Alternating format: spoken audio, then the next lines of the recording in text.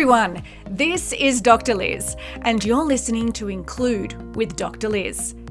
This show is about everyone, all people, including you. It's about people and their diverse lived experience in this world.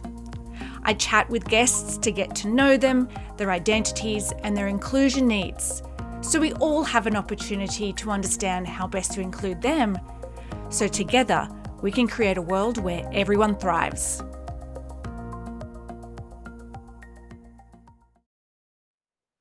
Yolanda is a motivated, brunch-loving, sometimes stubborn, confident and determined aspiring author. Identifying as a racial minority and with a chronic illness, Yolanda not only made her way out of poverty, she now also helps other women make money. Welcome, Yolanda. Thank you so much for having me. I am so excited to be here. Ditto. I'm looking forward to getting to know you. Now, I wanted to start with your ultimate career aspiration is to write a book. What would it be about? I think just my life. I've had a very interesting go at life. I think most people have, but I've definitely overcome some stereotypes and statistics in my life. Uh-huh. Well, how can I not just dive straight into that? Tell me about the major hurdles you've overcome and statistics that you've challenged. Yeah. So I was a victim of sexual abuse. Mm-hmm. I became a mother at the age of 17. And for that statistic, I always like to point out that a majority of teen parents never even finish high school, let alone college. So I did go to college. I got my degree, my business degree with a major in marketing. And of course, I built this is now my second 7-figure brand that I have built. So, and I've been Yes, thank you. Yes. And I have been with my husband, who is my son's father. We've been together since I was 16. He was 18, now 23 years. So I think we've beat quite a few odds. Oh, congratulations. I can sympathize. I was 21 when I fell pregnant and I was studying in my degree. So I still felt the stigma of not having completed my education and falling pregnant before I was married and all those kinds of things. So I understand what it's like. I'd really like to tap into that bit because the thing around identities is we often think about the obvious ones that we can see, but our lived experience really does shape our needs in the world. So tell me about what specific needs you think you had or support that you would have loved in that time when you're younger and you've got a baby and you're trying to live, but also further your career and your education. When I was going through all of that, the world was a much different place. I think, my parents were very much shaped and molded by society of you have to do this. I was actually supposed to be a lawyer from middle school on. That was my career aspiration. And after I had my son, I just realized this is a lot of work. And I don't know that I really want to give 6 years of my life minimum to, going to law school. Mm-hmm. So I think my family really freaked out then. I think that was a really hard decision. And from the aspect of being a Mexican female, first of all, I don't think that there were a lot of resources that really supported, growing from that space. There was a lot of judgment. Of course, you're Mexican. Of course, you have a baby that's young, as a young teenager. There just was not a lot of support and belief in me. I think that was my biggest struggle. People just doubted? Do you think they just assumed that this is now your place in life? Oh, 1000%. I had people ask me, when is the second one coming? I only have one child. That's the one child. I learned my lesson. It was very hard. It was very difficult. But I think everybody just expected this is your identity now. You're a mom. You're going to be needing support. You're going to be on government care, all of that. Like, it just seemed like there was not a bigger picture in mind for me. Yeah. Did anyone, or at least one person, have a vision for you, mentor you, show you that there is something else than that? Not at such a young age, but when I did graduate from college, I wound up applying to be an assistant for a home builder. And the next day he said to me, well, you're overqualified for this position. And I was like, I just need to get my foot in the door. I will pave the rest of the way. And so he asked me to come back the next day and he said, okay, I want to offer you a sales position. And that was really the person that really mentored me and showed me, okay, you have way too much potential. You're playing way down here. Let's go bigger. I think that, I think that was a very pivotal moment for me. You're giving me goosebumps. I often talk to guests and they do talk about this one person or this one moment, these turning points. And I've never shared that I don't know if I'll ever be able to find her, but it was my year 9 English teacher, Mrs. Pryor, who for the first time just sort of did public recognition of her belief in me. And I was one of those kids, if you tell me I can't, I believe you. But if you tell me I can, well, then I'm going to live up to those expectations.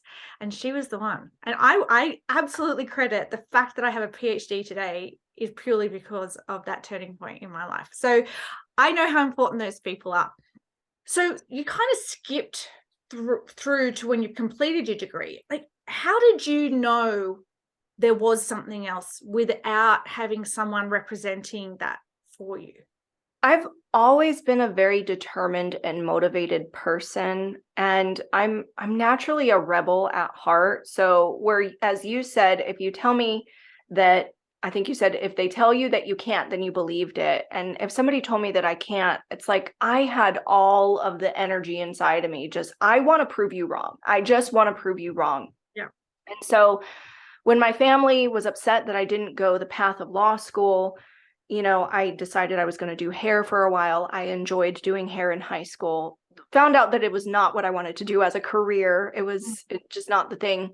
So my family said, okay, we'll pay for you to go to cosmetology college, but after that, you're on your own if you ever decide this is not for you.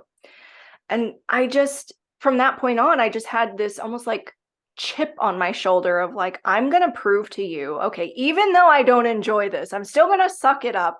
I'm going to prove to you that I can do this on my own. So I actually paid my own way through college. And it was always in me of, I want to prove there's something bigger here. Yeah. I've only just met you and I'm already proud of you. Thank you. Do you think your ethnic or racial minority shaped some of that experience for you in a different way to what it might be for others? I'm sure it has. When I was very young, my mother said something to me, and I don't suggest saying this to your children because it was very traumatic for me and possibly also one of the reasons why I had that chip on my shoulder. She said to me, Yolanda, you were already born in this world with 2 strikes. 1, you're Mexican, and 2, you're female. She said, you're going to have to work extra hard to prove yourself.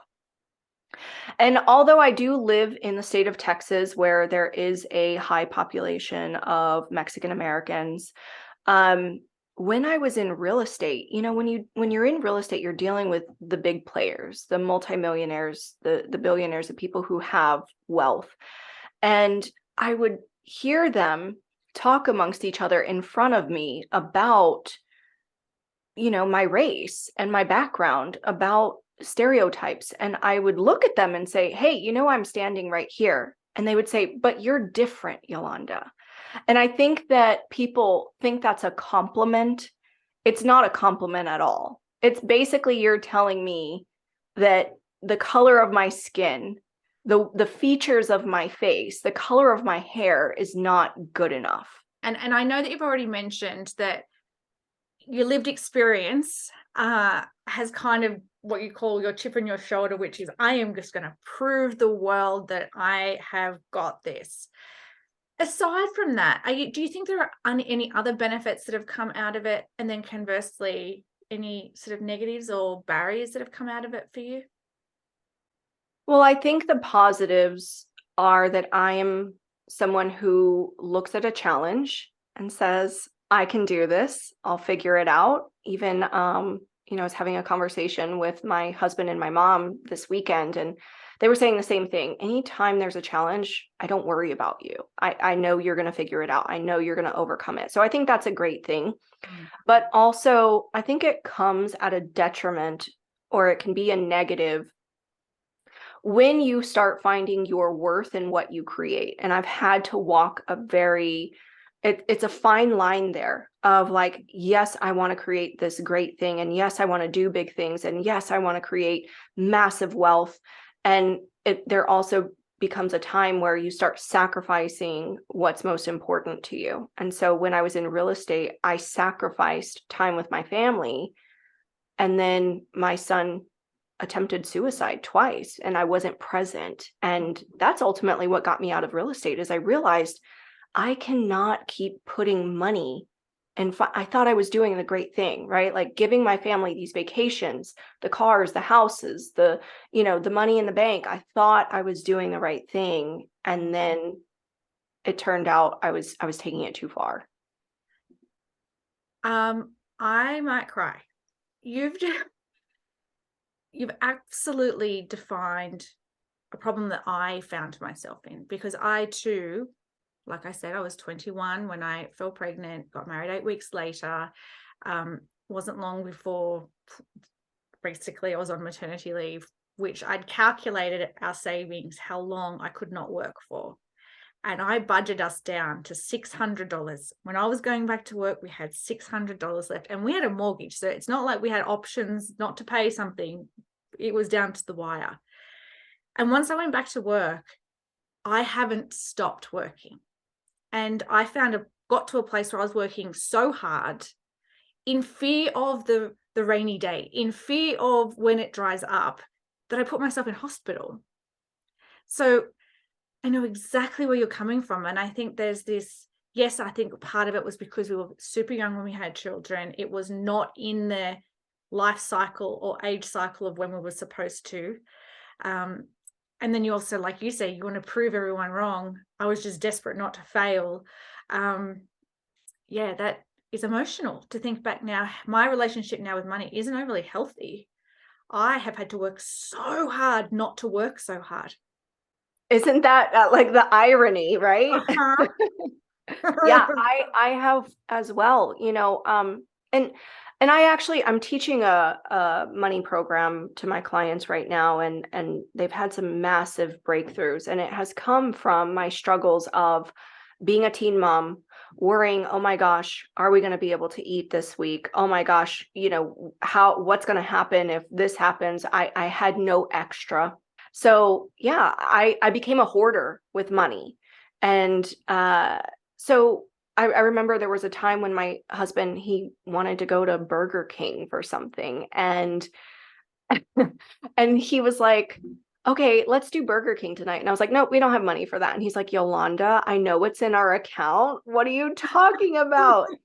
And he went and he tried to buy it, and the card declined. And it's because I would literally take everything from my checking and put it in my savings so that we wouldn't access it. It's been a lot of work. Do you know when I felt rich for the first time? It was when I could go into a grocery store and buy the freshly squeezed juice without looking at the price tag. Oh my gosh. I literally had a similar conversation today about how when we were younger, if we even got to eat out, we had to order based on the pricing on the menu, not what I wanted, based on the pricing. Yes. Now I'm like, I don't have to order based on the pricing. I can order whatever I want.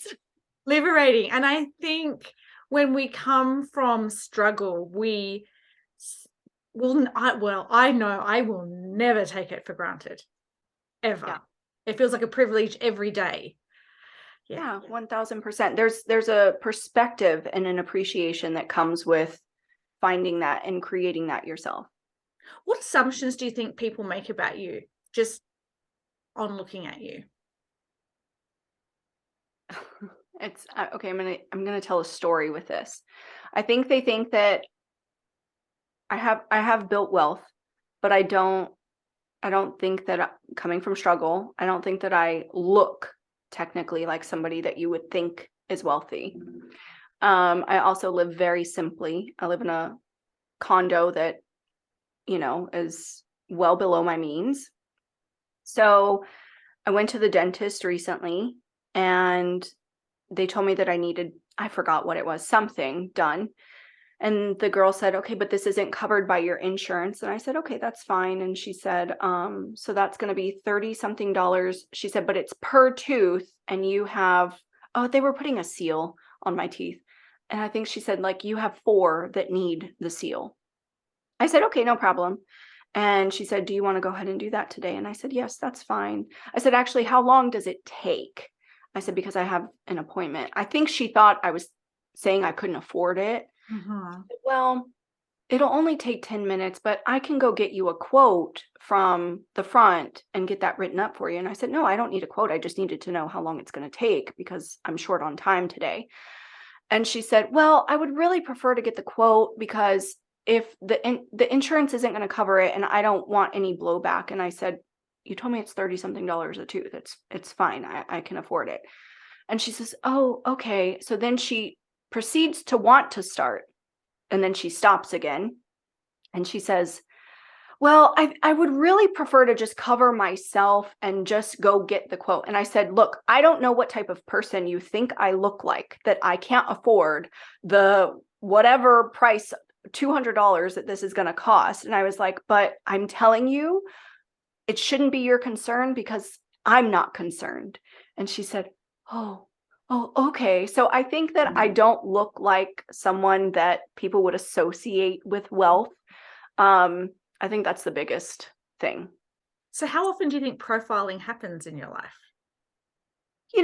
Here's the thing. I feel like when you're looking for something, you'll always find it, right? So if I was always looking for profiling, I think that I would find plenty of times to say that there were opportunities of that. So I don't technically look for it, but I do know that it happens. It happens. I walked into Rolex one time in Vegas. I was going to buy my husband a watch. Nobody would help me. Literally, nobody would help me. And I remember leaving. I don't remember what store I went to, and I bought something else. And I kind of did like the pretty woman walk, like big mistake, big mistake. So when you think about moments in time and things that happen in our lives, and it takes us on a different trajectory, right? I can sense that you're a person that doesn't have regrets, that you actually make the most of what's going on and then you thrive from there. But have you ever thought what might have happened had you had your child, but then still continued into law? Do you think you still may have been able to succeed on that pathway? Oh, I know I would have been able to succeed. Now, being happy would have been another thing. Any clues for us on what you think would have been the reasons you wouldn't have been happy? For the same reasons I left real estate, right? Like when you're in law, I think it would have actually been worse than real estate. Even though I worked some long hours in real estate, I think it actually would have been worse. And that's where I had to realize, okay, not only am I sacrificing, this time with the people that I love, but I had also gotten to a point of burnout where I was no longer passionate about it. And if you spend minimum of 6 years getting a law degree to practice law, it's a lot harder to walk away from something like that than getting a real estate license and 9 months later you're selling real estate. I know that I can be successful in anything that I do. That's never the question. I think it's about, for me at this point in my life, it's about happiness now. And what you would have had to have given up for that success. Because if I recall back to when I found out I was pregnant, I was at the end of my undergraduate degree and I had an employer withdraw the employment offer when I told them I was pregnant. My sister's in HR. She would be fuming right now.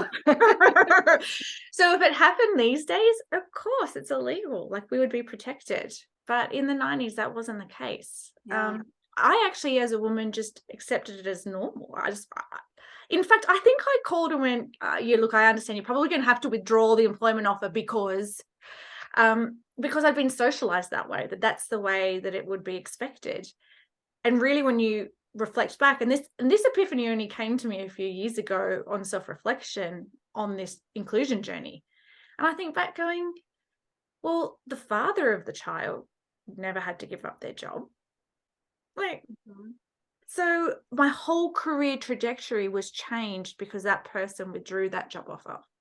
Yeah. It's interesting to think that there are so many biases. How many times do we just sit back and say, oh, that's okay. Oh, I understand. You know? Yeah. When I got into real estate, someone told me, you're going to be successful because you're pretty. And I think they thought that was a compliment. Again, I'm like, people and their compliments, right? Yeah. And I didn't want to be the girl that was hired because she was pretty. I wanted to be the girl that was hired because of who I am and my abilities. You know, I remember going to a dinner with a developer that had lots that he wanted to sell.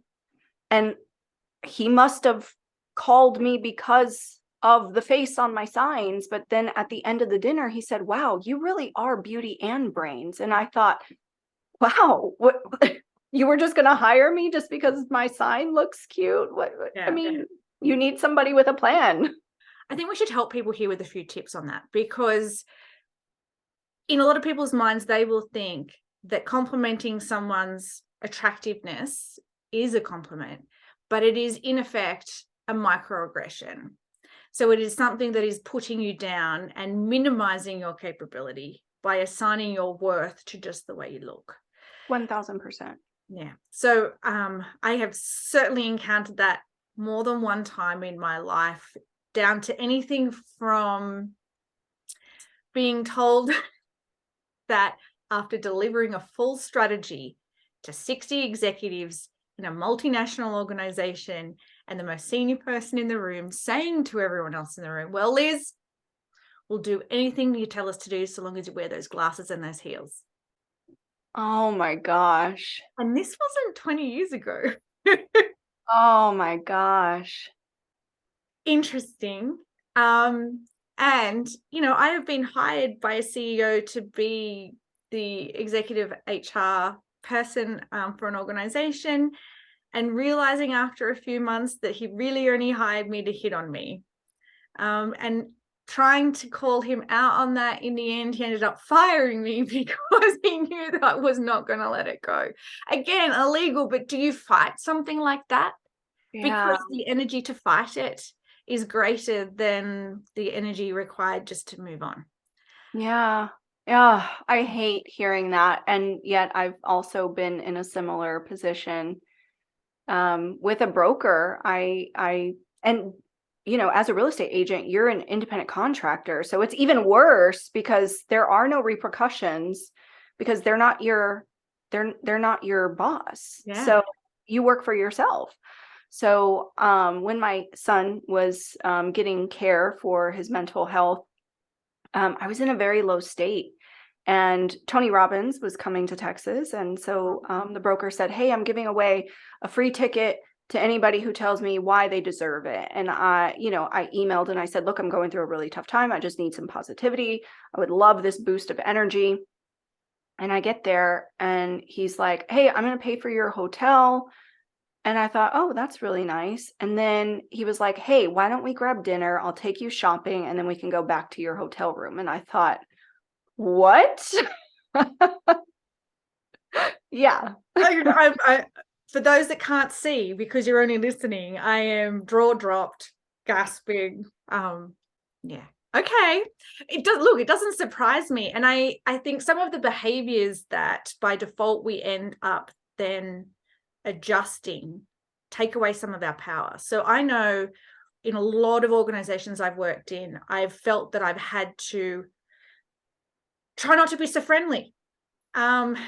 Try not to be so kind and compassionate, because if I was, either some people would think I was flirting with them and hitting on them and taking it as an advance, or that wasn't the case and it was my female peers that would claim she's only where she is because she's doing all those things that people like to assume that you're doing, even though you're not. Oh, we are so similar. We have so many similarities. My humor is so dry and sarcastic, and typically men only resonate with that type of humor. On top of the fact that I was in real estate working with home builders, developers. So yes, I am very familiar. It was always mistaken for, oh, she wants me. And it's like, no, I'm just being funny.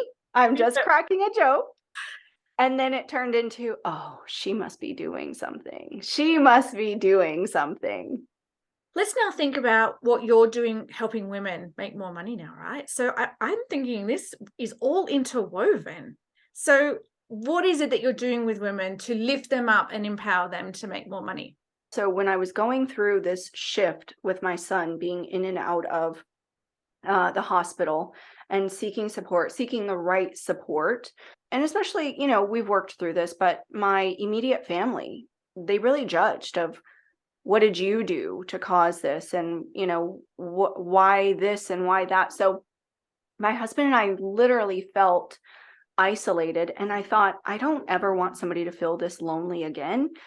And it doesn't matter whether you have a similar situation to me, but we all go through things that it feels like I don't think somebody understands. So I'm taking the whole human. I'm taking who you are, the things that you're going through, your lifestyle, and also building in a business that creates the amount of money that helps you create long-term wealth over just temporary money, exchanging your time for money.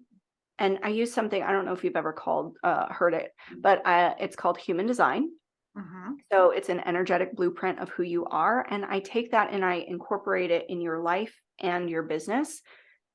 Mind blown. People are mind blown at how easy things become from that standpoint. So these women that you're helping define their futures and a business that's going to sustainably create wealth for them, what would you potentially say to consumers about supporting female business? Oh, so much. First of all, the statistics of male-owned businesses surviving a much, much higher percentage than female-owned businesses. And the reason being is because men, when they start a business, they understand they need capital. And they go and they get that capital, whether it's a loan, whether they find someone that has the money that they know, whether they take it from their own personal savings. Women, on the other hand, have this guilt of, I can't take from my family. And so they think they're going to DIY it. And so the biggest thing that I would say with supporting a female-owned business is give that woman the, you can do this. Let her, give her the support emotionally that she knows, okay, I can do this. I'm going to take out this loan, or I'm going to invest in this, and I'm going to make this happen. Whether you're a spouse, whether you are a friend, whether you are a family member, I think that's the biggest thing, because what I find with my clients is that, one, they're having a hard time believing in themselves. And two, they have family members and friends that are the naysayers that, have their own reservations and projections, and it's making it harder. So just support her. Just tell her she can do it. That's like the perfect finish for our episode. So I am going to take that away as my learning. I mean, if I see online a woman with her own business promoting something, if I can purchase from that person, find a way to support them, I am there doing that. So I encourage all women to support all other women in their business endeavors. But I am going to take away the extra bit is actually telling them I believe in them. Brilliant. Thank you so much for your time today. And of course, I'll put all of your contact details in the description of the podcast. So if anyone wants to get in contact with you, they can.